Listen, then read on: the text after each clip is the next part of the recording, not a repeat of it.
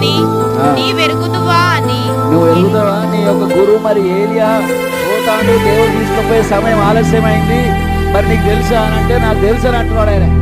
హల్లెలూయా. అందుకే నేను ఇడిచిపెడతలేను ఆయనను. ఆయన దగ్గర నేను ఒకటి పొందుకోవాలి, అది పొందుకునే దగ్గర నేను విడిచిపెడతాను అంటున్నాడు ఆయన.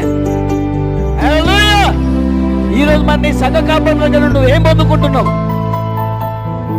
ఆమేన్. నీ కాపరి దగ్గర నువ్వు ఏం పొందుకుంటున్నావు? నువ్వు ఎంత నమ్మకంగా ఉంటున్నావు దేవుని దగ్గర, కాపరి దగ్గర? హల్లెలూయా. వింటున్నారా? హల్లెలూయా. హల్లెలూయా. హల్లెలూయా. నీ సంఘ కాపరి దగ్గర నువ్వు ఎంత నమ్మకంగా ఉంటున్నావు ఈరోజు? ఆమేన్.